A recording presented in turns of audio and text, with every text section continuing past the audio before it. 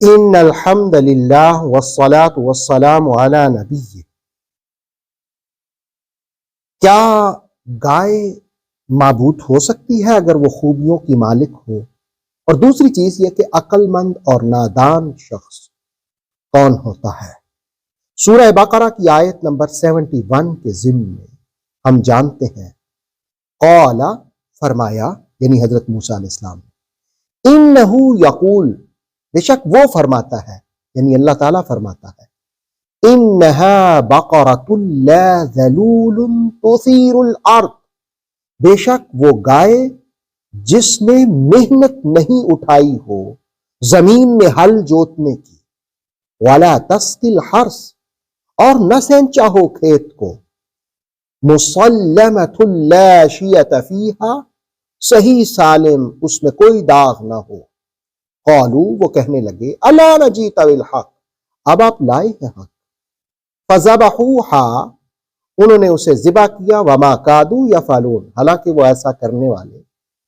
نہ تھے۔ سورہ بقرہ میں گائے کے واقعے میں حضرت موسیٰ علیہ السلام نے جب قوم کو قاتل کی نشاندہی کے لیے گائے کو ذبح کرنے کا حکم دیا تو وہ ہیلا سازیاں کرنے لگ گئے، کٹ حجتیاں کرنے لگ گئے، سوال پر سوال کیے جا رہے تھے، انہیں اس گائے کی خوبیاں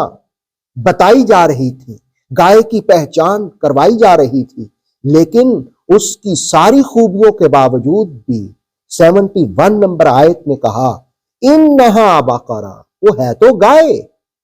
یعنی وہ جتنے بھی اوصاف کی مالک ہو جائے، وہ گائے پیلی بھی ہو، وہ گائے آنکھوں میں اترتی بھی ہو، وہ گائے دل ربا بھی ہو، وہ گائے دل کش بھی ہو، اس کا رنگ بھی گہرا ہو، وہ صحیح بھی ہو، وہ سلامتی والی بھی ہو، وہ گائے من پسند بھی ہو، وہ گائے زمین میں ہل جوتنے کے لیے بھی استعمال نہ ہوئی ہو، اور نہ ہی اس سے پانی بھی کھیت کو سینچا گیا ہو، وہ ساری خوبیوں کی مالک بھی ہو، لیکن وہ گائے معبود نہیں ہو سکتی، وہ مقدس اس انداز میں نہیں ہو سکتی کہ تم اس کی پرستش کرنے لگ جاؤ، تم گائے کی عبادت کرنے لگ جاؤ، تم گائے کی پوجا کرنے لگ جاؤ، تم گائے کے پیشاب کو بھی مقدس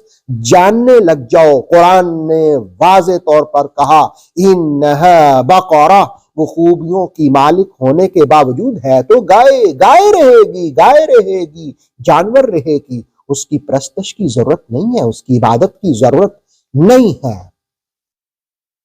تفسیر تبصرہ نے اس آیہ مقدسہ سے دو عقیدوں کا ذکر کیا، ایک یہ کہ اللہ کی قدرت پر یقین مضبوط کرنا، اور دوسرا موت کے بعد زندگی کا ممکن ہونا۔ دیکھیں، گائے کو ذبح کر کے اس کا ایک حصہ قبر پر لگایا گیا،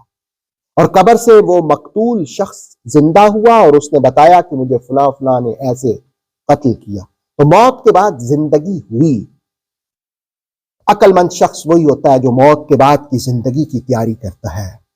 اس کو جامع البیان نے بھی ذکر کیا، تفسیر تبصرہ میں بھی ہے، مشکات شریف اور ترمذی کے حوالے سے۔ حضرت شداد بن اوس رضی اللہ تعالیٰ عنہ فرماتے ہیں کہ رسول پاک صلی اللہ علیہ وآلہ وسلم نے ارشاد فرمایا، عقل مند شخص وہ ہے جو اپنے نفس پر قابو رکھتے ہوئے دنیا میں موت کے بعد کاموں میں لگا رہے، اپنی آخرت کی تیاری کرے، اور نادان وہ شخص ہے جو نفس کے تابع ہو کر دنیا میں موت کے بعد امور سے غافل ہو جائے۔ یہ نفس کی خواہشیں انسان کو آخرت بلا دیتی ہیں۔ اللہ رب العالمین کی بارگاہ میں التجا ہے، دعا ہے کہ یا اللہ کریم اپنے محبوب صلی اللہ علیہ وسلم کے وسیلہ جلیلہ سے ہمیں نفس کی خواہشوں کے تابع ہونے سے محفوظ فرما، ہمارے لیے توفیقات کے دروازے کھول جن سے ہماری آخرت اچھی ہو۔ وما توفیقی الا باللہ، توفیق کے دروازے کھولنے والا بھی وہ ہے۔ تو آخرت کی فکر ہمیں کرنی چاہیے، اللہ ہمیں توفیق عطا فرمائے، اس لیے کہ عقل مند دانا شخص دنیا کو آئینہ بنا کر اپنی آخرت کا مشاہدہ کرتا ہے، اور تفسیر کا امود یہ ہے کہ حق کو پایا جائے، اور حق تو رسول کریم علیہ السلام نے فرمایا کہ علی کے ساتھ ہے۔ اللہ رب العالمین ہم سب کی آخرت اچھی فرمائے اور اس دنیا میں آخرت کی تیاری کرنے کی توفیق دے۔ اوتھینٹک اسلامک نالج کے لیے نور وحی یوٹیوب چینل کو سبسکرائب کیجئے، بیل آئیکن کو بھی لازمی پریس کریں۔